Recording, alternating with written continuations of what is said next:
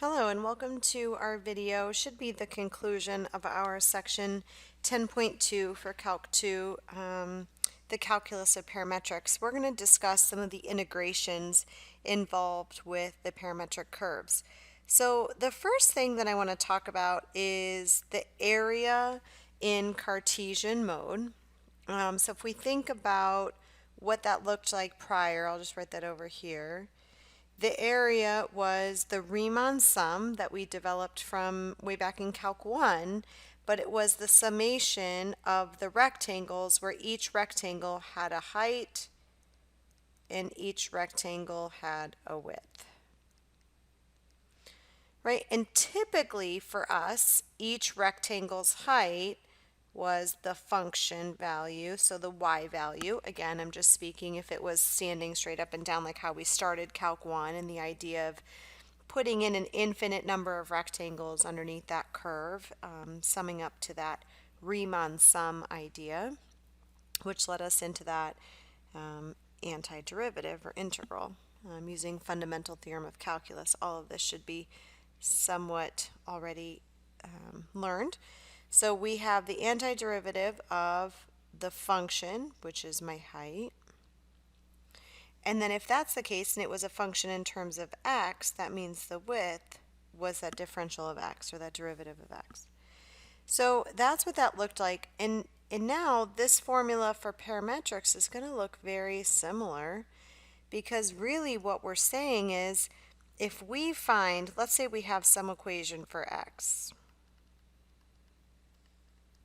If we find the derivative of this equation, we would write it normally as derivative of x with respect to t,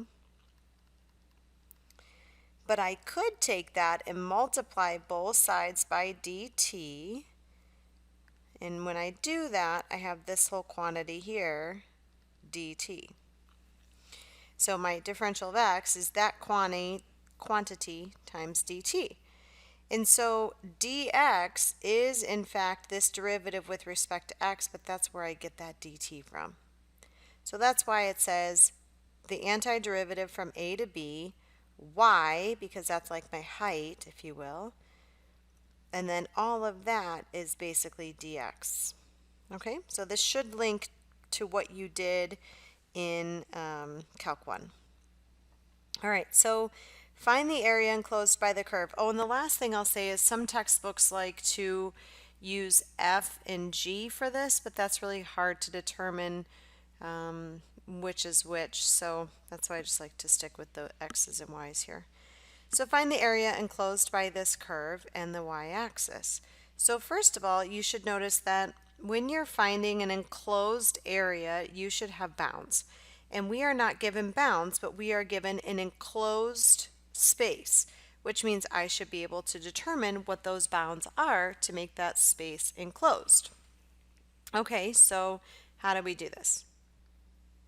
Well, we are enclosed by two curves. So here's my x equation, here's my y equation, and again, that's what gives me all the points on my Cartesian plane as I plotted it. And we are enclosed by that y-axis. And a y-axis has an equation. Think about where the y-axis is, that's where all your x's are 0. So because I'm enclosed by the y-axis, I want to take this and figure out where that occurs. So I'm going to say, where is this function for x equal to 0? And then I should be able to find my t values that will make that happen. So t equals 0 and t equals 2. And I can also check that graphically. So let's take a look at that graphically. Your calculator should still be in parametric mode. If it's not, make sure you go to mode, put it in parametric mode, and just in case, go ahead and keep that in radian mode as well. So my x is t squared minus 2t, and my y value is square root of t. And again, I'm going to hit window right away, window, because if I do that, I want to make sure I'm seeing the t values that I want. X and y aren't going to be too terribly large of values depending on what t's that I want, but I for sure want to be able to see some negative t's in here. So I'm going to say something like -8, 8. Again, just throw in some negative t values and some positive t values. I would like a small t value so I can see its curvature. And, probably need to go a little bit bigger. So maybe I'll just go -8, 8, and then I'll take a look at it. I can always change my window as I go further. And I'll just take a look at the graph. Again, I'm just trying to get a good idea here. And this was way too big for y, but that's okay. So if I look at this function right here, or this curve, excuse me, it's not a function. If I take a look at this curve, I can see that if you bound this curve with the y-axis, there's going to be that little tiny finite area in here that I want to find the area of. So, and again, if you wanted to make it appear larger on your screen, you can do that. You don't need quite as many x's, perhaps, and y's you certainly didn't need to go as big. So I probably could have left my original window and been fine. Okay, so this is the finite area that we're looking at, and if I say calculate a value, so second, calculate a value, I can type in what I want for t. So I can see where I'm at t equals 0. Now, it doesn't look like my graph is graphing it right there. If you change your window, you will see it connect. And again, if I want to see the next piece and I'm tracing, okay, then I'm arrowing to the right to be able to do that, okay, because you're increasing your t value. Again, so regardless of the direction that your arrow or your cursor is traveling, if you want to decrease t, you go to the left. If you want to increase t, you're going to arrow to the right. And so I can get kind of close over here to probably show you that when t equals 2, you are on that y-axis as well. So I can see the area that I'm trying to find. And I can see that these values, 0 and 2, are going to be correct. So now I'm going to set up the area, and this one I should be able to do by hand because it is just algebraic here. So the area will be from 0 to 2 for t, and then I have my y value, which is square root of t. That's basically kind of like your height, if you will.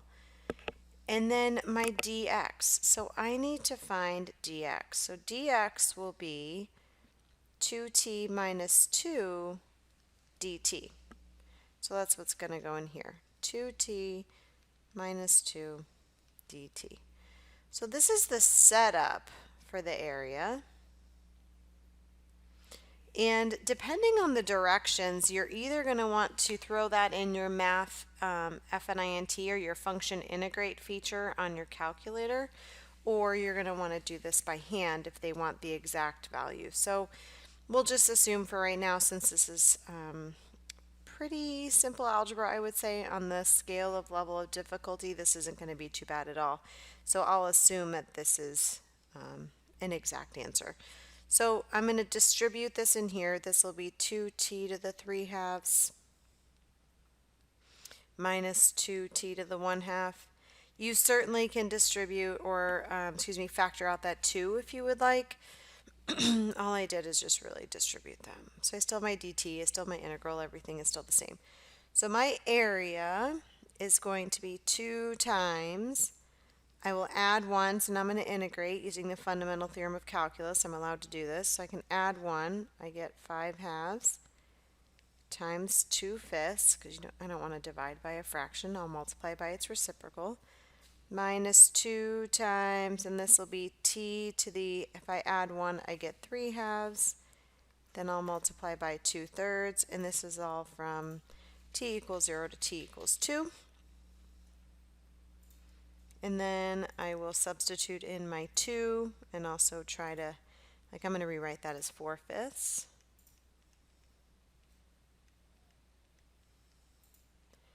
And then I'll write this one as 4/3. But then when I get ready to do the 0, 0 to the 5 halves will be 0 times 4/5 will be 0, and the same thing will be true for the 3 halves exponent. And then 2 to the 5 halves, remember this is power over root. So this will be a square root of 2 to the 5th. In other words, this is 2 to the 2.5, right? So I have 2 of these, so I have a 4 that can come out.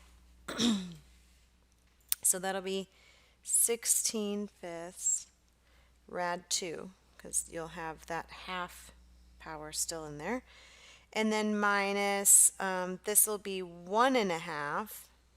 So I'll take out a whole 2, so that'll be 8/3 times square root of 2. And then I can get common denominators and add these together to figure out how many radical 2's I have. So that'll be over 15. So I'll multiply this by 3, so 48. And then this will be over 15. So if I have to multiply this by 5 over 5, that would be 40. So 48/15 rad 2 minus 40 over 15 rad 2 should be 8 over 15 times rad 2. And then what I would highly recommend is going back to your graphing calculator, and does not matter what mode you're in, but you can go to that FNINT, Math Choice 9, and I can type in my antiderivative, and I can figure it out from here. So I'll go 0 to 2. And now, again, it doesn't matter what mode you're in, but whatever mode you're in, that X button is going to change. So I'm not going to necessarily see X's here, but that's okay. So I had square root of t, again, I'm just hitting the X button, times 2t minus 2. And it was all with respect to t, and I just take one more look just to make sure parentheses look okay. And it does, and it gives me a decimal. And that decimal should be equivalent to 8/15 times square root of 2. And it is. So if you have to round, you can just math FNINT, and there's your answer. Or if you have to get the exact, you got to go through a little bit more algebra to do so. Okay, so we verified that one's correct. Let's go on to, hopefully the area will be okay for you. Let's go on to arc length. Now, we spent quite a bit of time in class developing the idea of arc length in Cartesian mode, so hopefully this will make sense as well, because in the Cartesian we understood that we had the dy dx quantity squared plus 1, for example, or the dx dy quantity squared plus 1. So hopefully through that explanation that we had in class on the Cartesian, and if you didn't have that, you can certainly look that up and see where that comes from, but you're basically adding in an infinite amount of those little hypotenuse, if you will, or little distances, and when you're adding up an infinite amount of them, it turns into a Riemann sum, which is our integration, and this is basically that Pythagorean theorem. So the dx dt quantity squared and dy dt quantity squared should make sense because now we are all with respect to t. So some of these are going to work out really nice algebraically, but I'm not going to lie, most of these don't. It just kind of depends. So for example, this number 8 is probably a perfect one to say round to, we'll just call it 3 decimals. And if it says that, all it's really asking you to do, or round to the nearest thousandth, however you want to say it, all it's asking you to do then is to set it up and then use math FNINT or function integrate on your calculator. So let's set this one up. So this arc length, which we learned was L, or in some instances we called it ds. It doesn't matter to me what you call it. So this arc length is going to be, they gave us the t values this time, so it's going to be the antiderivative from 1 to 4. And we learned why it was the square root in Cartesian, because it's basically the hypotenuse of a right triangle. And then our dx dt quantity squared plus dy dt quantity squared, all with respect to t. So I have to know what those values are. So dx dt, I should have left myself a little bit more room. Okay, so let's look at dx dt now. Dx dt is 2t minus 1, and dy dt is 4t cubed. So those are going to be my quantities in here. So it'll be 2t minus 1 quantity squared plus 4t cubed quantity squared, again with respect to t. So you can type this in directly from here. You will get your antiderivative. If you think it's easier to type in, because sometimes I don't like typing in multiple parentheses, so I may want to distribute and try to combine like terms. So if I square the quantity 2t minus 1, I get 4t squared minus 4t plus 1. And then if I square 4t cubed, I get 16t to the 6th. And it's again all with respect to t. I prefer to type in this one. If you think you're going to make an error getting to that one, then maybe that's not what you type in. It's all kind of personal. So if I now go back to math finint or function integrate on my calculator, so math 9, I can type this in from 1 to 4 square root, and again, I'm going to type in the last one, 4t squared. You can check me though, you can type in the previous one too, that's up to you. 4t squared minus 4t plus 1 plus 16t to the 6th, and this is all with respect to t. 255. And it said 3 decimals, so 255.376. And even if you do it right up here, you should still get the same arc length. Okay?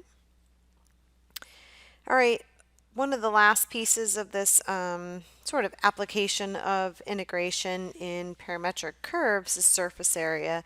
And again, let's base this off something that we know from the Cartesian, and is that if we are going to revolve something around the x-axis, and that's the image that I pulled here from the OpenStax text, if we rotate around this x-axis or revolve around this x-axis, our radius at any point turns out to be a y value. It's not going to be constant anymore because now you'll notice it's defined by some curve, right? So you're taking this curve and you're revolving it around the x-axis. So that's why around the x-axis has the 2 pi y times the arc length. And the same, but I guess opposite would be true if you were revolving around the y-axis, then your radius is going to be an x. So again, we talked about that quite a bit. The ds part is, of course, that arc length piece. So I'm going to show you some algebraic manipulation of number 9. We'll probably end up putting it in our calculators anyway, but I'll just remind you about a couple key things here that we could look at this one maybe a little bit differently algebraically. And I definitely like typing in the least amount of functions that I can when I'm doing function integrate, but certainly not everyone else is like that. So if you have to round, you can do it as early as you want. So find the area of the surface obtained by rotating the given curve, so here's my parametric curve, about the x-axis. So right away, I know that my surface area, I like to pull the 2 pi as a constant coefficient in front of my integral. That's up to you. But since I'm revolving or rotating about that x-axis, it's going to be y times my arc length. That does not mean, remember, that you're going to be in terms of y. Y is in terms of t, and arc length is now going to be in terms of t. So that's going to be pretty friendly. So I'll come back over here and say I have surface area is 2 pi. They gave me the bounds. Everything will be in terms of t. So I'll go from 0 to pi over 2. And then my y is t cosine t. And then now I have to do the arc length. Okay? So arc length is the sum of the squares of the derivatives. So I need to be able to find dx dt. And I need to be able to find dy dt. Now I'm going to need a little bit more room for that one. So I'm going to move that one and wait till I'm done with dx dt. So for dx dt, we need product rule. So I'm going to do the derivative of t, which is 1 sine t, plus t, right, leave t alone, and derivative of sine t is cosine t. And then derivative of y with respect to t is 1 cosine t minus, I'll show you why, it would be a plus, and then you would carry the t down, but the derivative of cosine t is negative, so that's going to change that to a negative sine t. And so I have the sum of these squares under my square root for arc length. So dx dt is sine t plus t cosine t, all quantities squared. I may have to move this over a little bit depending on how much space I need here.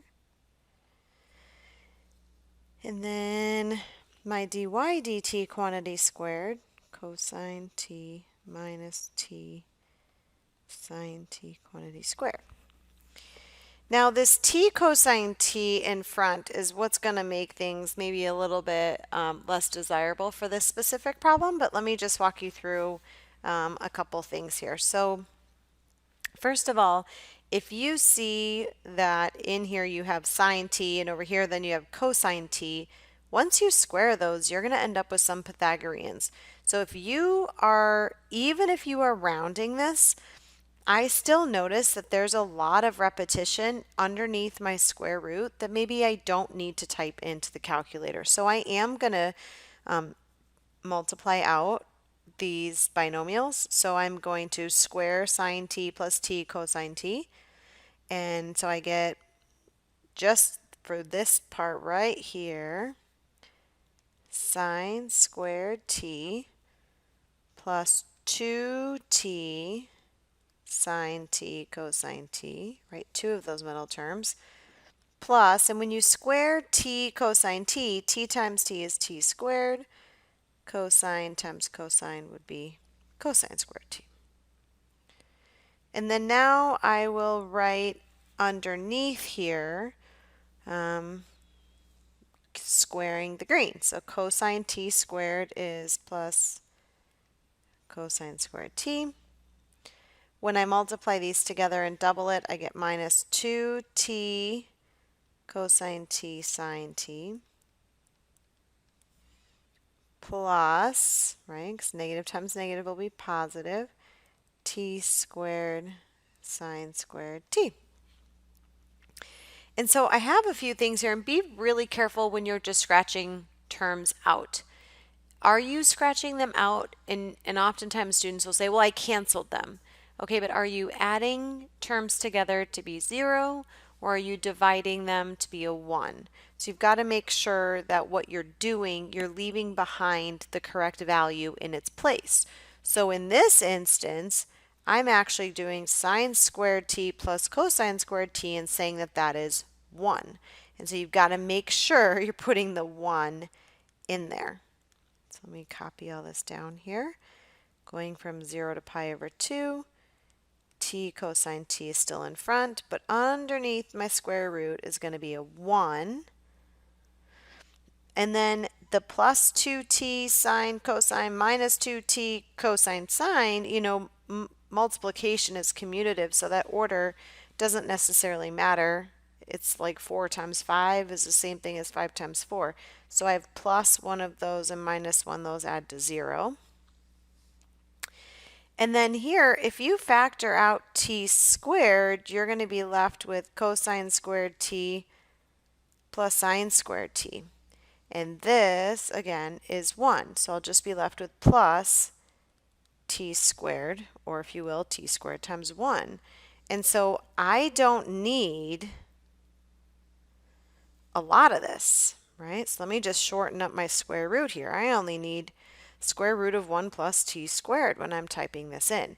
So even if your end goal is an approximation, I would still prefer to type this in than sometimes all of that trig. Also, just note, please, this integral, right? We've seen this before, but now with this in front, it kind of gives it a little bit different meaning because we did use trig substitution for that. So there are some techniques you can look into. But if this one is typically a rounding one, we can put that in our calculators. So I can go to Math 9 or FNINT, 0 to pi over 2. And you know what? Let me go back to old software. So if you don't have the new software, maybe you want to see what that would look like. So I'm going to go into classic mode here, just for one example, so you can see what that looks like. So now when I hit Math 9, right, it looks a little bit different. I don't see the integral symbol. So I'm going to say, what do I want to calculate the integral of? So that would be t cosine t times square root 1 plus t squared. And I think I have the correct number here. Okay, for all x, or for all t, right, comma, from 0, comma, pi over 2. So you put your bounds in there at the end. 0.754, and that would be the same thing that you would get, and I have to multiply that by 2 pi, keep in mind, because I did not. But that would be the same thing that you would get if you did it using the math print or the new style. So it's approximately 4.739-ish. Depending on how you need to round, you need to be cognizant of that. I hope you found this helpful.